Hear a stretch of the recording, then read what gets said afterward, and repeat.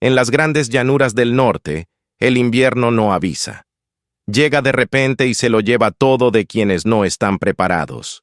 Cuando Emily cumplió 18 años, la enviaron a vivir sola, sin apoyo, sin experiencia, con una casa sencilla que no podía resistir el verdadero frío. Pronto entendió algo importante. Aquí no sobreviven los más fuertes, sino los mejor preparados. Mientras otros confiaban en que el invierno sería normal, ella comenzó a construir algo que nadie entendía. Un cobertizo de leña aparentemente simple escondía algo más, una solución que parecía demasiado sencilla para ser importante.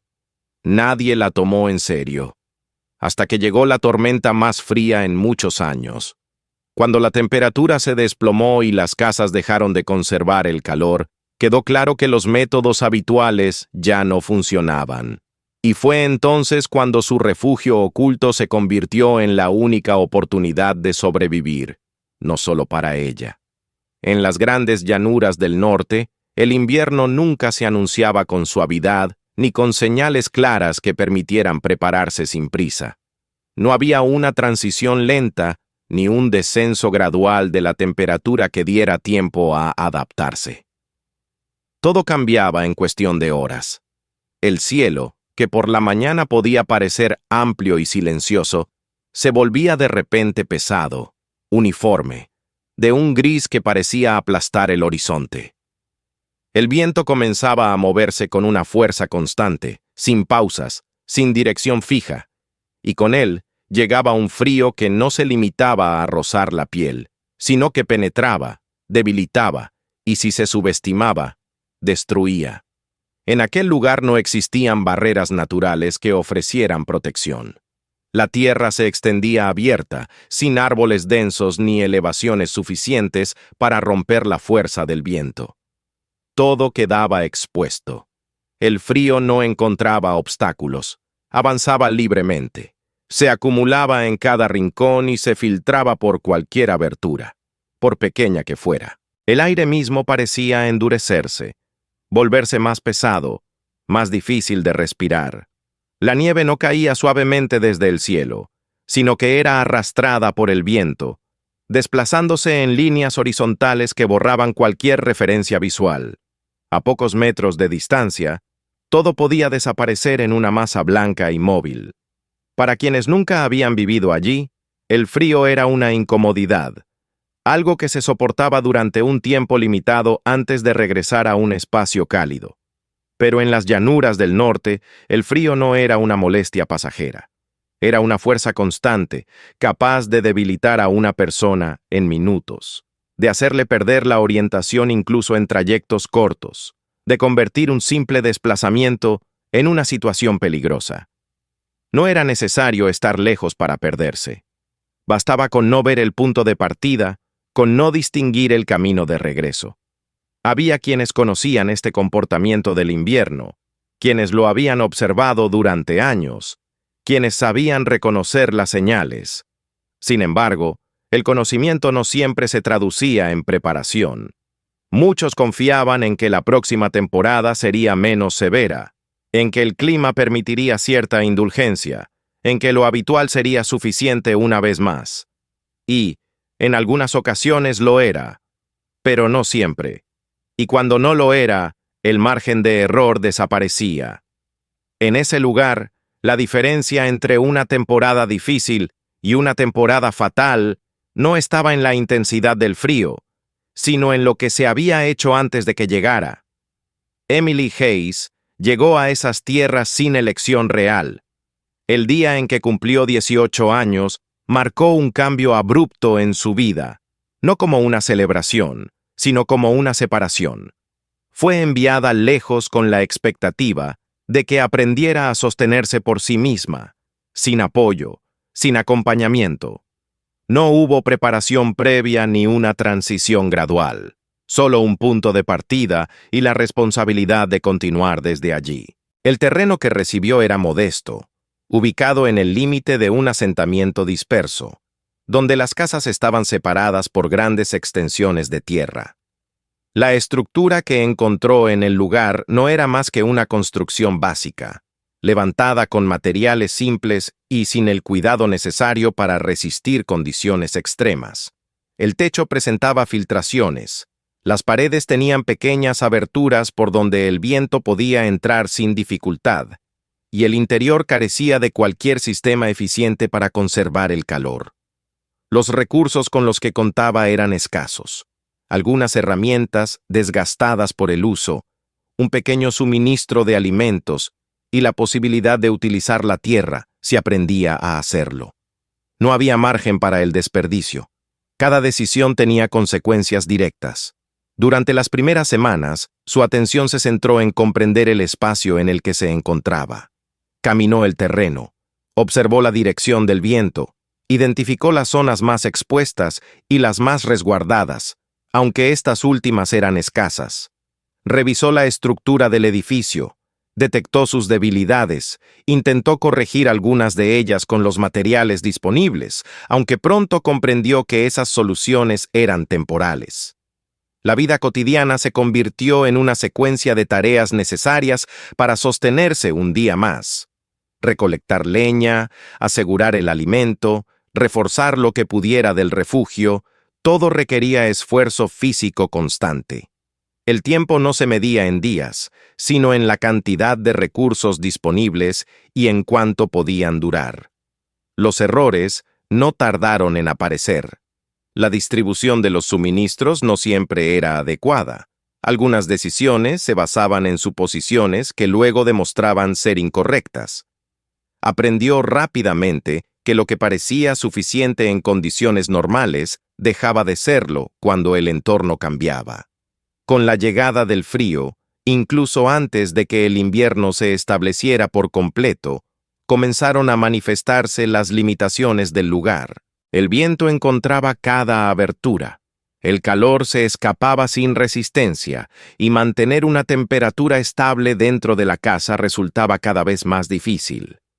La leña se consumía con rapidez, y la necesidad de reponerla implicaba salir al exterior en condiciones cada vez más adversas. En ese primer contacto con el invierno, Emily no enfrentó una tormenta extrema, pero sí lo suficiente para entender que su situación era precaria. Las noches eran largas, el frío persistente, y la sensación de que el refugio no era realmente seguro se volvía más evidente con cada descenso de temperatura. Observó también a quienes vivían en las cercanías. Sus métodos eran similares entre sí. Casas construidas de manera convencional, almacenamiento de leña en estructuras externas, rutinas repetidas año tras año. No había variaciones significativas. No había intentos de modificar el enfoque. Lo que había funcionado en el pasado seguía utilizándose, incluso si las condiciones cambiaban. Esa repetición llamó su atención, no porque fuera incorrecta en todos los casos, sino porque parecía depender demasiado de la suerte. Si el invierno era moderado, esas prácticas eran suficientes. Si no lo era, se convertían en una debilidad. La experiencia de ese primer periodo frío no fue suficiente para quebrarla, pero sí para dejar una impresión clara. No se trataba de resistir el invierno tal como llegaba. Se trataba de anticiparlo. Esa comprensión no surgió de inmediato como una solución concreta, sino como una inquietud persistente. Había algo en la forma en que todos enfrentaban el frío que no terminaba de encajar. Algo que no estaba siendo considerado. Fue entonces cuando un recuerdo, aparentemente distante, adquirió relevancia. Una idea simple, escuchada años atrás, que en su momento no había tenido aplicación, pero que ahora ofrecía una posibilidad. No era un conocimiento complejo ni técnico, sino una observación directa sobre el comportamiento de la Tierra. La superficie cambiaba con rapidez, respondía al clima, se congelaba, se calentaba, pero unos metros por debajo, la temperatura permanecía mucho más estable. No era cálida, pero tampoco extrema. No variaba con la misma rapidez que el aire. Esa diferencia, que había pasado desapercibida en otro contexto, se convirtió en el centro de su análisis.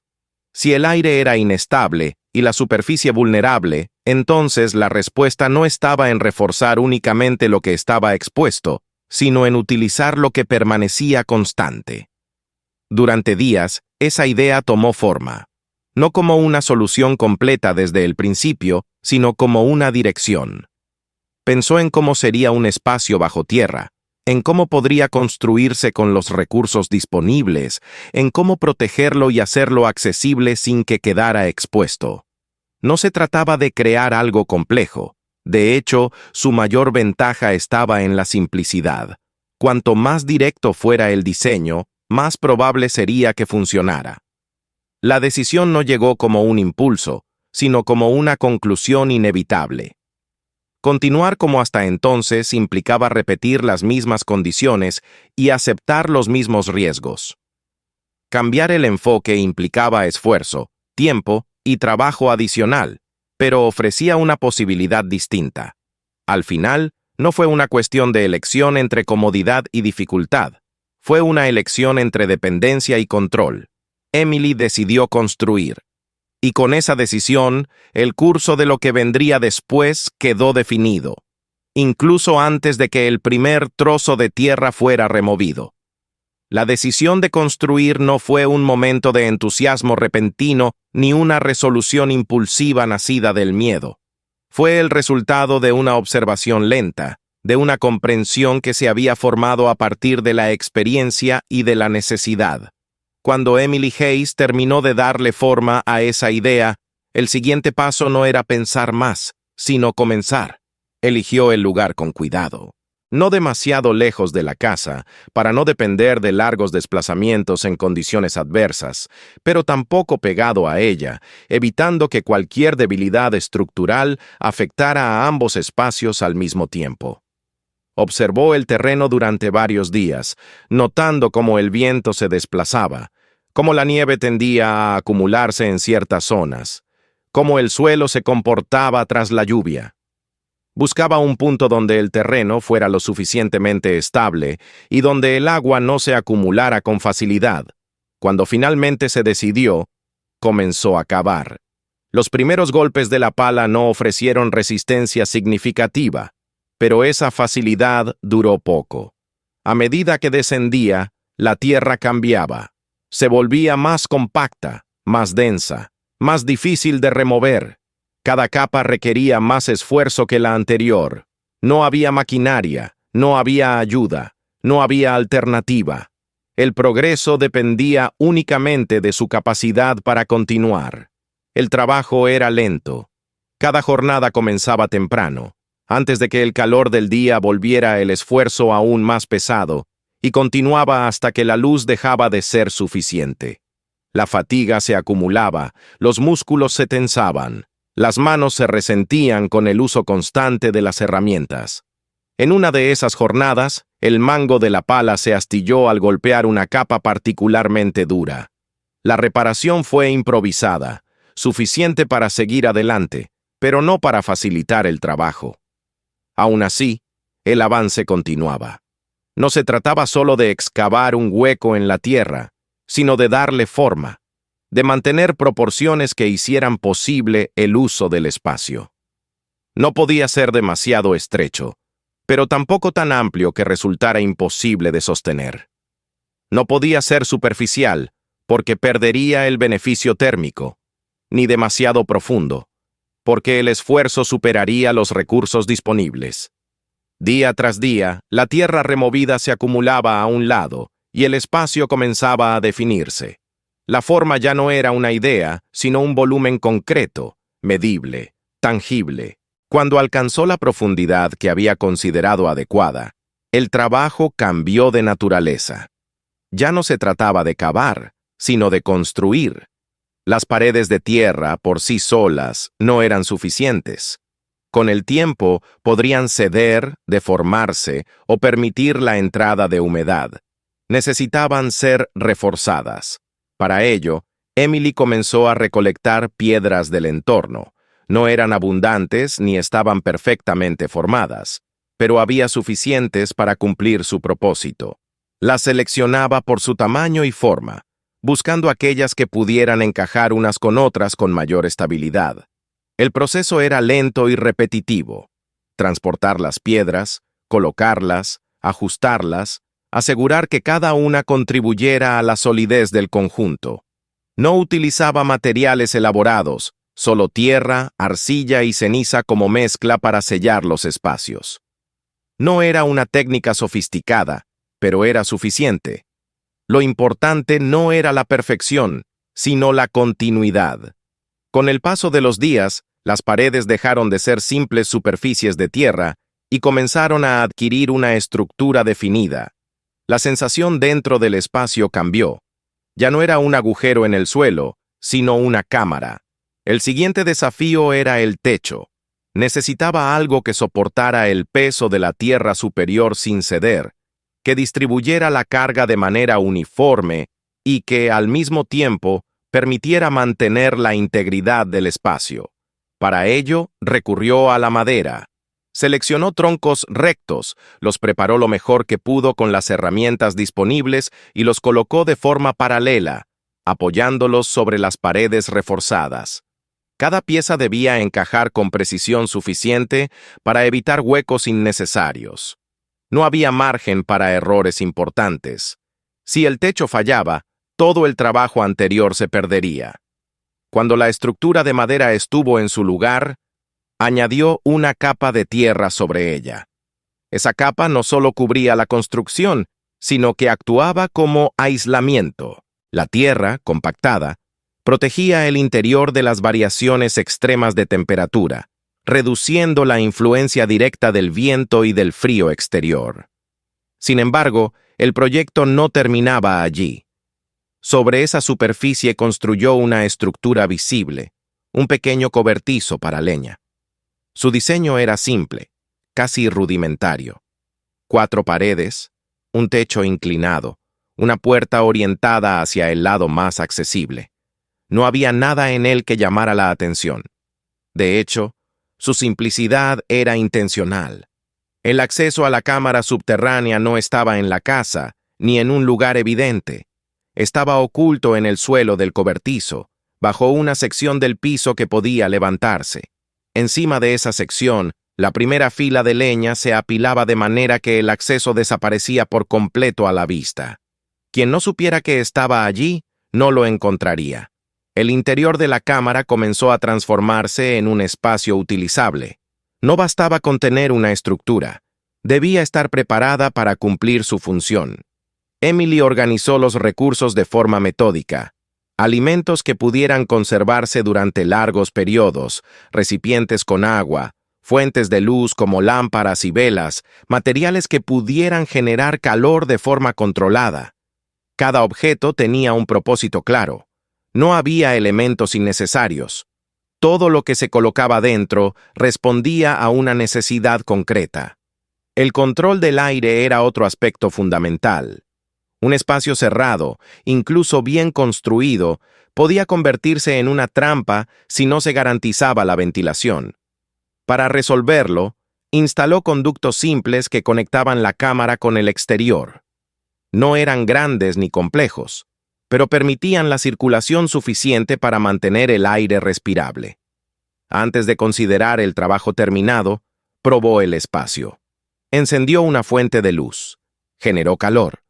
Permaneció dentro durante periodos prolongados, observando cómo se comportaba el ambiente. Notó la diferencia. La temperatura no era alta, pero tampoco descendía con la misma rapidez que en la superficie. El aire se mantenía estable. El silencio era distinto, más denso, más contenido. Ajustó lo necesario, reforzó algunos puntos, reorganizó ciertos elementos. Solo cuando todo respondió como esperaba, consideró que el refugio estaba listo. Mientras tanto, en el exterior, la percepción de los demás no cambió significativamente. Algunos vecinos notaron la construcción del cobertizo, comentaron su tamaño, su aparente insuficiencia para almacenar leña durante todo el invierno. Hubo observaciones, algunas críticas, otras simplemente escépticas. Nadie hizo preguntas más profundas. Nadie imaginó que bajo esa estructura sencilla había algo más. Emily no explicó nada. No porque buscara ocultarlo por desconfianza, sino porque entendía que las explicaciones no eran necesarias. El tiempo demostraría lo que debía demostrarse. Cuando el trabajo terminó, el cambio no era visible desde fuera. El terreno seguía siendo el mismo. La casa no había mejorado de manera significativa. El cobertizo parecía ordinario. Pero bajo la superficie había una diferencia esencial. Había preparación. Y con esa preparación, el significado del invierno que se acercaba ya no era el mismo que había sido el año anterior. El invierno no tardó en llegar, pero esta vez no lo hizo como una sorpresa incomprensible, sino como una consecuencia esperada. Durante días previos, el cielo había adoptado ese tono uniforme que no reflejaba luz, sino que la absorbía. El viento había cambiado su ritmo, volviéndose más constante, más pesado, como si anunciara algo que aún no era visible, pero ya estaba en movimiento. La temperatura descendía poco a poco, pero con una firmeza que no dejaba dudas. Emily observaba cada uno de esos cambios sin prisa, sin inquietud aparente, como si en lugar de temerlos, los estuviera confirmando. A su alrededor, la actividad de los demás no mostraba el mismo nivel de urgencia. Algunos continuaban con sus rutinas habituales. Otros reforzaban detalles menores en sus casas, confiando en que sería suficiente. La leña se almacenaba como siempre, en estructuras abiertas, expuestas a la humedad. Las puertas y ventanas se aseguraban de manera superficial. No había cambios profundos, solo ajustes leves. La mayoría actuaba como si el invierno fuera una repetición más de lo conocido, no una amenaza que pudiera superar lo ya vivido. Durante los primeros días de frío intenso, esa confianza no parecía equivocada. El viento aumentaba, pero las casas se mantenían en pie. El frío se hacía sentir, pero aún era soportable. Sin embargo, esa estabilidad era engañosa. Lo que estaba llegando no era una prolongación del frío, sino su forma más extrema. La caída real de la temperatura ocurrió en cuestión de horas. El aire se volvió más denso, más difícil de respirar, como si cada inhalación exigiera un esfuerzo adicional. El viento dejó de ser solo movimiento y se convirtió en una presión constante que golpeaba cualquier superficie expuesta. La nieve ya no descendía desde el cielo, sino que era arrastrada a ras del suelo, formando una masa continua que borraba los contornos de todo lo que se encontraba en su camino. Dentro de la casa, el cambio fue inmediato. El calor que antes lograba mantenerse durante un tiempo comenzó a desaparecer con rapidez. El fuego consumía la leña a un ritmo mayor, pero el resultado era cada vez menor. El aire dentro del espacio se volvía frío incluso cerca de la fuente de calor. Las paredes no retenían nada. El suelo comenzaba a endurecerse bajo el descenso de la temperatura. Emily observó ese proceso sin precipitarse. No reaccionó al primer signo de debilidad ni al segundo. Esperó, midió, comprobó. Sabía que el momento de actuar no debía basarse en la incomodidad, sino en el límite. Y ese límite llegó antes del amanecer de un día en el que el frío había superado todo lo anterior. El interior de la casa ya no ofrecía protección real. Permanecer allí no significaba resistir, sino prolongar una situación que se deterioraba minuto a minuto. La decisión que había previsto durante meses se volvió inevitable. Salir al exterior en esas condiciones no era un gesto menor. La distancia hasta el cobertizo era corta, pero el entorno había cambiado por completo. El viento empujaba con una fuerza que alteraba el equilibrio, la visibilidad era casi nula y cada paso requería concentración. Sin embargo, no había vacilación. Emily avanzó con precisión, recordando la dirección, contando los pasos, manteniendo una línea recta incluso cuando el entorno parecía desdibujarse. Al llegar al cobertizo, el movimiento se volvió rápido y exacto. La puerta se abrió, el acceso fue despejado, y el mecanismo oculto en el suelo quedó al descubierto. No hubo pausa. Descendió de inmediato, cerrando tras de sí el paso al exterior. El cambio fue instantáneo, no en la temperatura, sino en la percepción. El sonido del viento, que en la superficie era constante y agresivo, se transformó en una presión lejana, contenida. El aire, aunque frío, no cortaba. No había corrientes que lo arrastraran todo. El espacio, limitado pero estable, ofrecía algo que la casa ya no podía dar: control. Encendió la fuente de luz con movimientos medidos. Preparó el calor utilizando los materiales que había dispuesto con anticipación. No había urgencia desordenada. Todo seguía una secuencia ya pensada. A medida que el calor comenzaba a elevar la temperatura interior, el contraste con el exterior se volvía más evidente. No era un refugio cómodo, pero sí suficiente.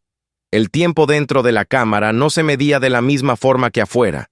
Las horas pasaban sin referencias claras, marcadas solo por la necesidad de mantener el fuego, de controlar los recursos, de observar el entorno inmediato. Afuera, la tormenta continuaba su avance, sin interrupciones, sin cambios visibles. Fue durante ese periodo, cuando la estabilidad dentro del espacio ya estaba asegurada, que una interrupción alteró el aislamiento. Un sonido amortiguado, casi imperceptible al principio, indicaba la presencia de alguien en el exterior. No era el viento. Era irregular, insistente. Emily comprendió lo que significaba antes de confirmarlo. Abrió el acceso con precaución. La figura que encontró no era la de alguien que llegaba por decisión, sino por necesidad.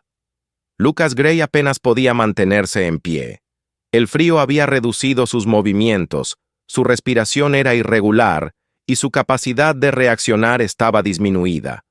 No había tiempo para evaluar, solo para actuar. Lo hizo descender al interior sin demora. El calor contenido en la cámara comenzó a tener efecto poco a poco, no de inmediato, pero suficiente para detener el deterioro. Le proporcionó agua, alimento, abrigo. Esperó a que su estado se estabilizara antes de considerar el siguiente paso. La situación de su familia no necesitaba explicación detallada. Si él había llegado en esas condiciones, el resto se encontraba en una situación crítica. El problema no era solo el frío, sino la incapacidad de mantener el fuego. Sin fuego, no había defensa. La decisión de ayudar implicaba un riesgo calculado. No podía abandonar el refugio por tiempo prolongado, ni exponerse innecesariamente. Pero tampoco podía ignorar lo que estaba ocurriendo. Eligió una solución intermedia. Preparó lo necesario con precisión: material seco, combustible, herramientas básicas. Explicó, no con palabras extensas, sino con instrucciones claras, cómo iniciar un fuego incluso con recursos limitados, cómo proteger la llama inicial del viento, cómo sostenerla hasta que el resto del material comenzara a arder. Añadió un elemento más: una línea de retorno. La cuerda no era un detalle menor. En condiciones normales no habría sido necesaria, pero en ese entorno, donde la visibilidad desaparecía y la orientación se volvía inestable, era la diferencia entre llegar o perderse en el trayecto. Lucas partió con lo necesario, siguiendo un método que no dejaba espacio para la improvisación. Cada paso estaba definido antes de que lo diera. El tiempo que siguió no ofreció señales inmediatas. La tormenta continuaba, el exterior permanecía inaccesible. Dentro del refugio, la estabilidad se mantenía. No había forma de saber el resultado en ese momento. Cuando finalmente las condiciones comenzaron a cambiar, no lo hicieron de manera brusca, sino gradual. El viento perdió intensidad, la nieve dejó de moverse con la misma fuerza, y la visibilidad regresó poco a poco. El entorno, aunque aún cubierto, volvía a ser reconocible. Las consecuencias se hicieron visibles entonces. Algunas estructuras habían resistido, otras no. Algunos habían logrado mantenerse, otros habían sufrido pérdidas. La diferencia no estaba en la fuerza de las construcciones, sino en el nivel de preparación. La familia de Lucas había logrado recuperar el fuego. La solución había funcionado. No todos habían tenido la misma oportunidad. Con el paso de los días, lo ocurrido dejó de ser un evento aislado y comenzó a ser comprendido como una lección. No se trataba de suerte ni de resistencia individual. Se trataba de anticipación. La existencia del refugio dejó de ser un detalle oculto, no porque fuera revelado activamente, sino porque sus efectos eran evidentes. Las personas comenzaron a observar, a preguntar, a considerar alternativas que antes no habían contemplado. El cambio no fue inmediato, pero fue constante. Las ideas que antes parecían innecesarias comenzaron a adoptarse. Las construcciones empezaron a modificarse, los métodos a adaptarse. No por imitación directa, sino por comprensión. Emily no buscó reconocimiento. Continuó con su vida, utilizando el refugio cuando era necesario, manteniéndolo en condiciones, ajustando detalles. Para ella, no era un logro, sino una herramienta. Con el paso de los años, muchas de las estructuras superficiales cambiaron, se deterioraron o fueron reemplazadas. Sin embargo, bajo la tierra, el espacio que había construido permanecía. No dependía del viento ni del tiempo de la misma manera que lo que estaba expuesto.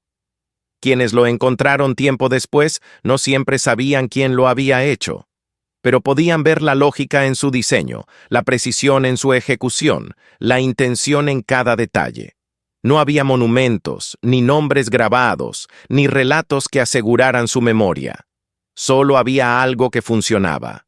Y en ese funcionamiento persistente, en esa capacidad de resistir sin ser visto, permanecía la verdadera huella de quien había entendido, antes que otros, que el invierno no se enfrentaba cuando llegaba, sino mucho antes, cuando aún parecía lejano.